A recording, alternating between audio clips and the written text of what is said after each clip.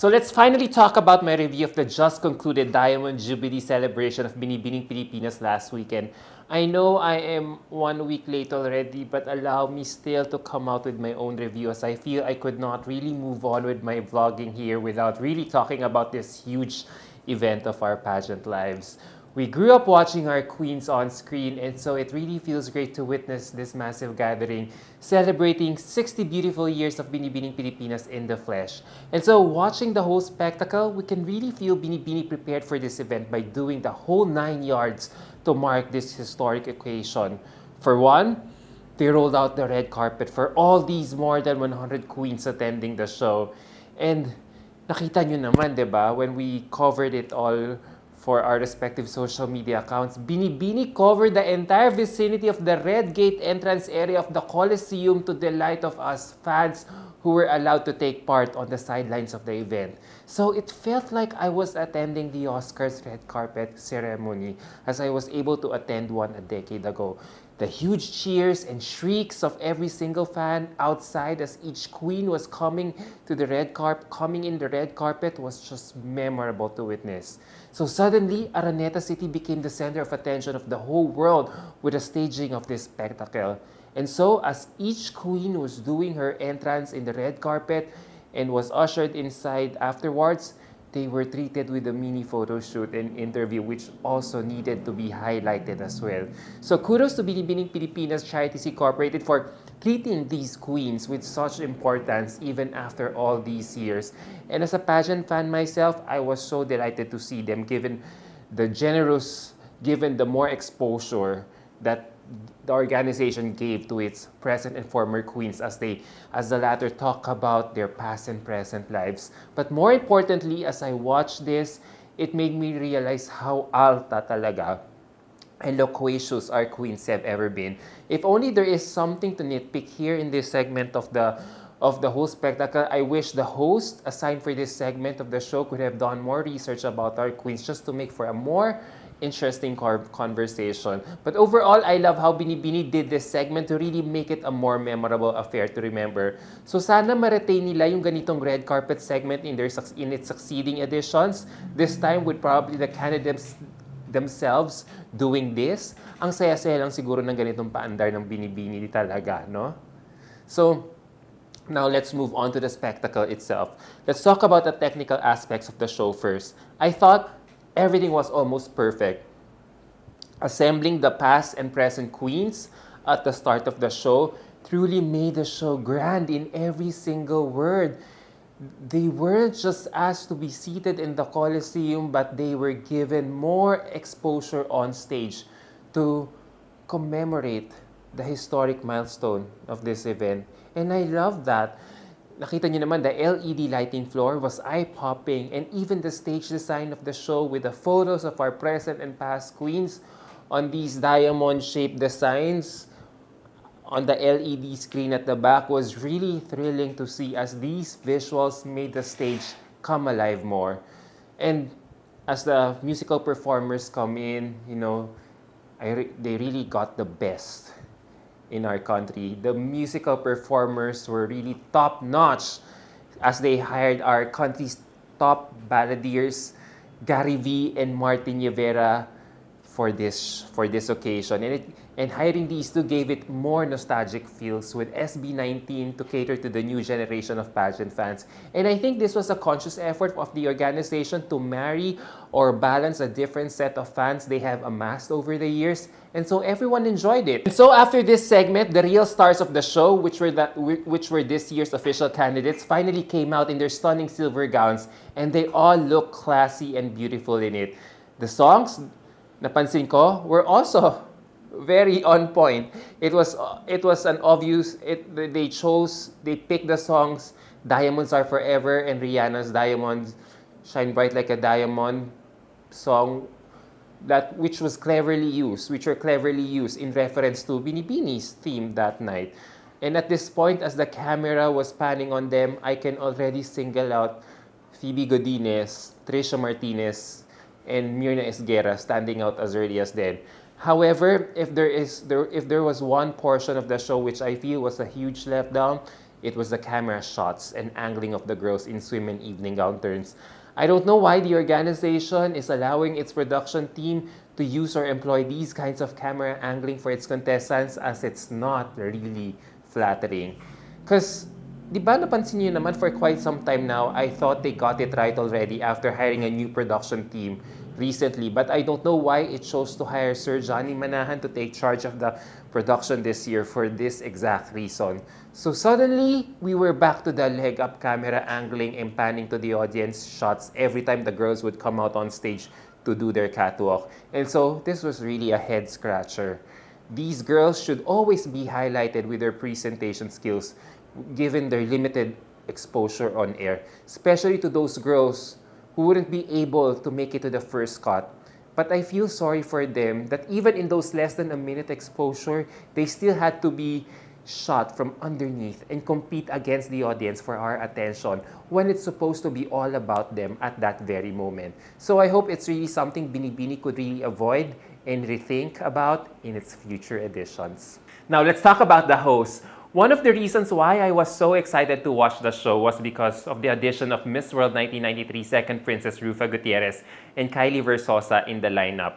Together, they were a welcome addition to the beautiful Kudera trio of Catriona Gray, Nicole Cordoves, and MJ Lastimosa. And my gosh, I really have to single out Rufa on this one, most especially because she still looks amazing and youthful side by side her equally gorgeous younger host. And at this point, I already forgot how good she is as a host. So it was a delight to see her back in her alley. A beautiful throwback to her international hosting stint for Century Productions a long time ago.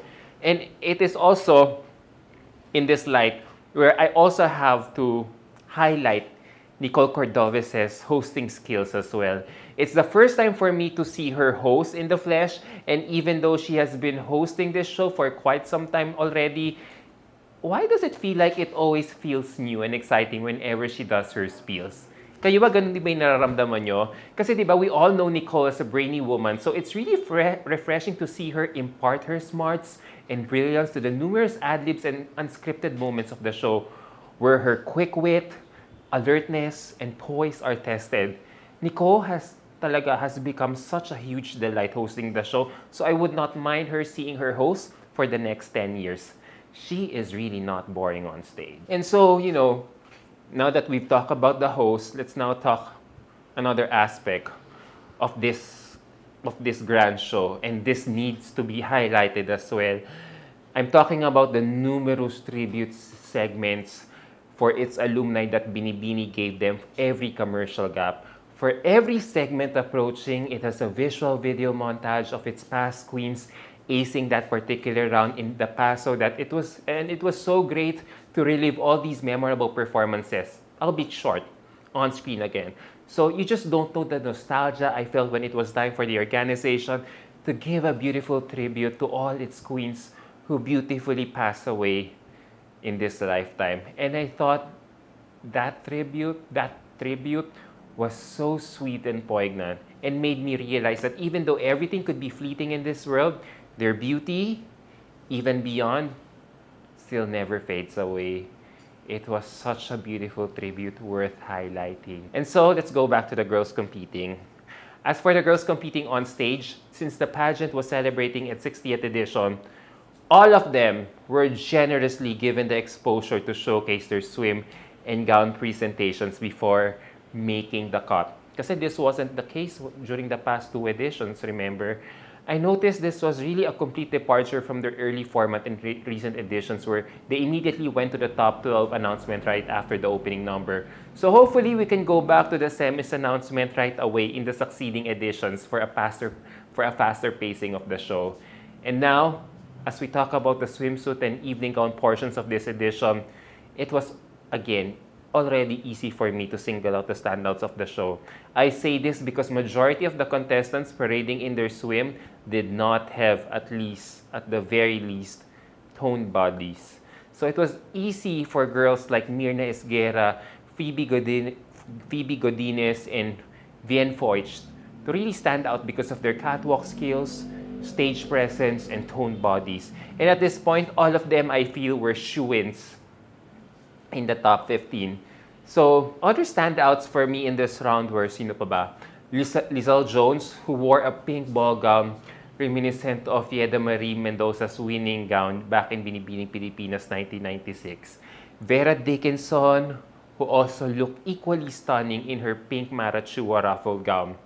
Liz Mabauden, who looked immaculate with her straight hairstyling in her Mark Baumgartner gown. Which is why I was puzzled that none of these three made it to the semis cut after this round, especially for Vera, whom everyone was predicting to be in contention for the title of Binibining Pilipinas International, given her beauty and great communication skills. And as I do this vlog, I still can't offer a reason why she did not make the cut. But I hope Vera wouldn't allow this setback to ruin her pageant career because she's still young and maybe she could come back stronger in Binibini or in another pageant in the near future. So at this point, setting that aside, at this point, natawag na yung top 15. And there was hardly any surprise because I got most of them right. And if you all saw my non-committal leaderboard, I only mentioned my top 12 because that has been the magic number for the past 2 editions. And out of the 12 that I predicted to get in, only 9 of them advanced. My other bets like Shaira Rona, Liz Mabao, and Vera Dickinson did not make the cut. And they were replaced by Shannon Mansano, Monica Akuno, Marikit Manawis, and Cara Villarosa, who were also my potential spoilers.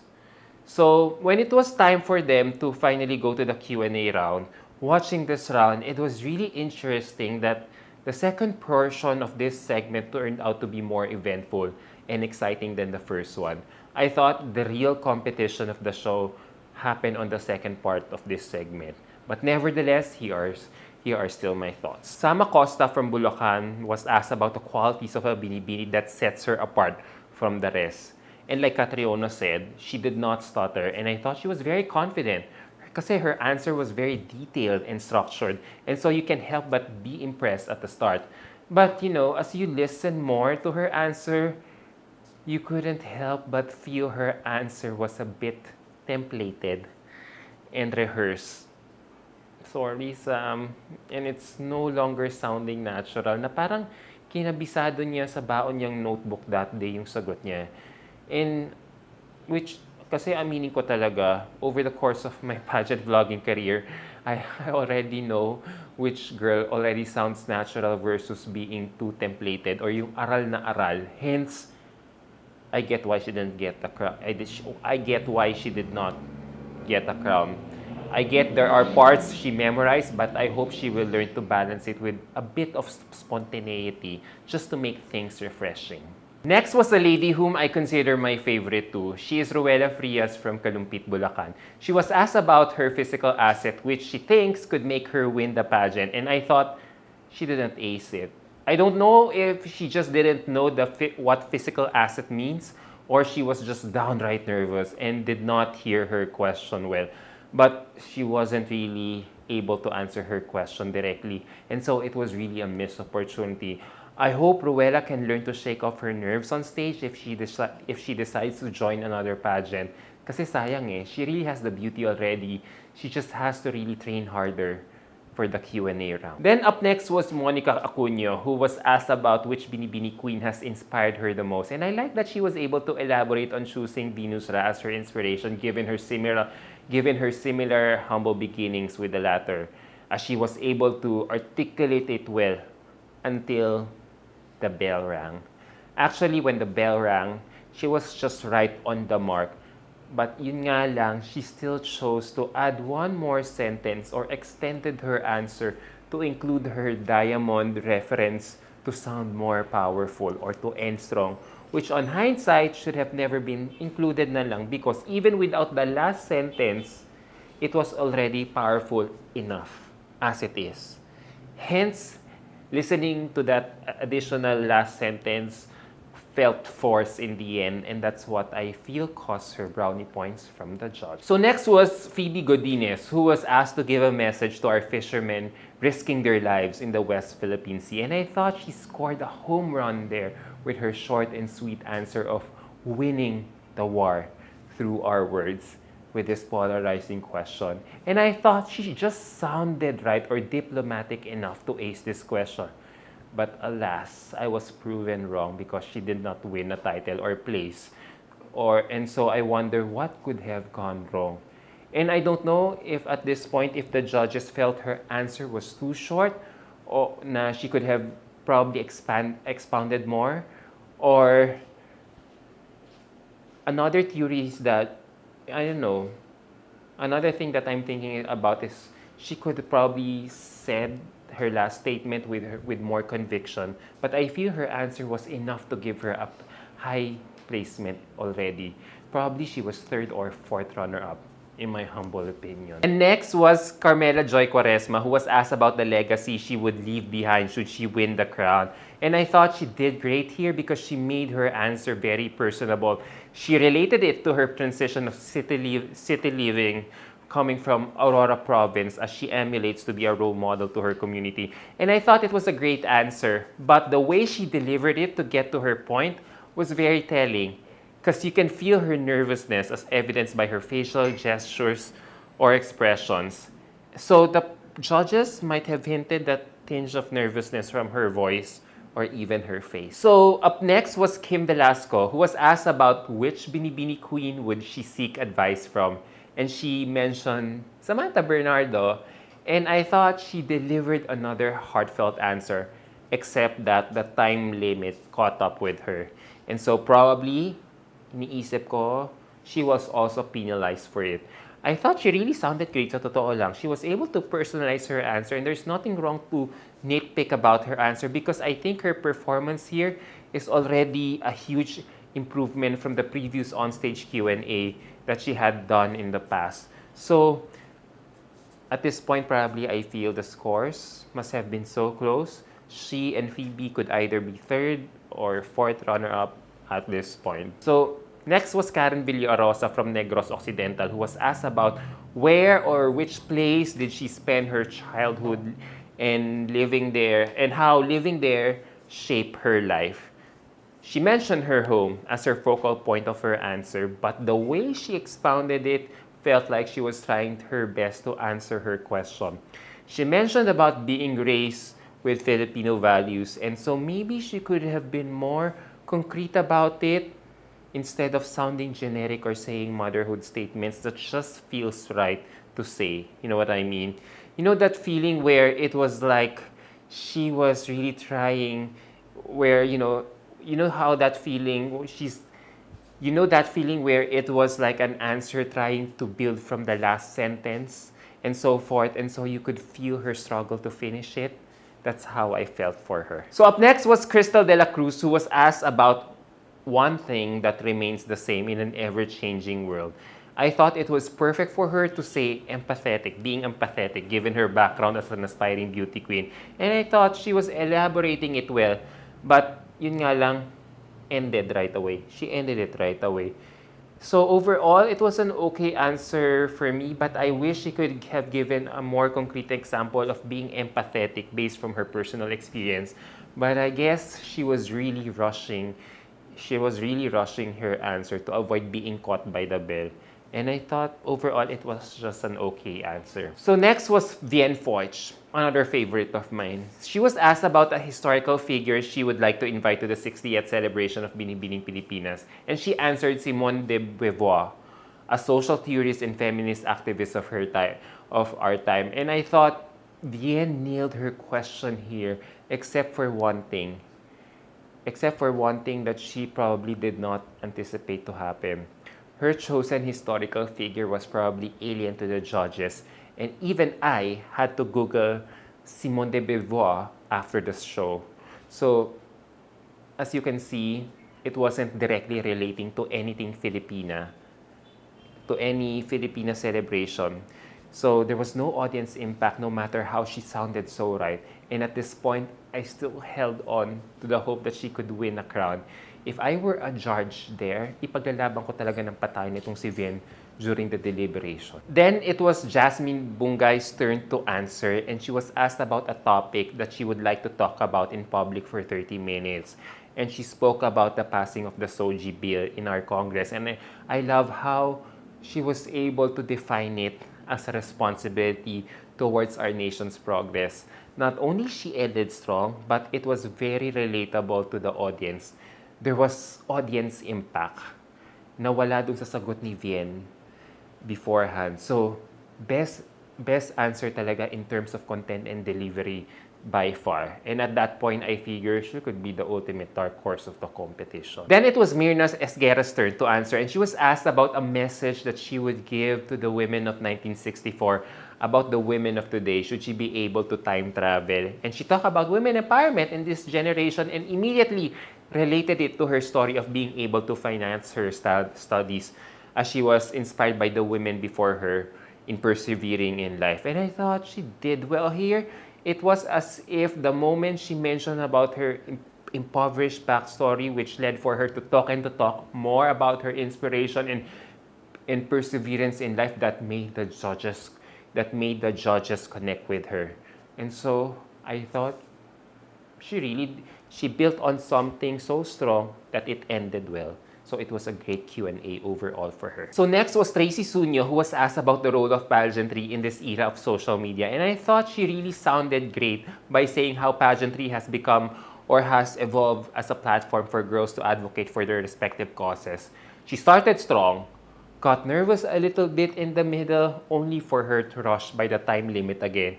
So, iniisip ko lang talaga, had she not been distracted by the bell, she would have uttered the word together with more conviction to give it more impact. And at this point, I wish she could have condensed her answer or omitted some parts so she could have driven right away to the meat of her answer. What do you think? So next was Dr. Tiisha Martinez, who was asked about balancing all the things that she has been doing in life with the demands of being a Binibini candidate. And although she did not directly answer how she could balance everything all together, she still sounded so right with all the hugot that she has in her life right now. And I thought, wow, am I seeing a different Dr. Tiisha all of a sudden? Na alam mo na, suddenly hindi na siya biglang mahiyain, timid, or kinakabahan. Na she attacked her Q&A with such a clear mind and huge drive to open herself up based from her experiences so far. And so, lalo na when the moment she said na, I want to contribute to the 60 amazing years of Binibini, with that voice of power and conviction, I sense she was really leading us to her purpose. Why she is here for the second time, why she wants to win so bad, and why her life depended on it. I can feel her pain and hunger to win. So she nailed it. The judges fell in love with her answer, no doubt. And so next was Shannon Mansano going for the kill.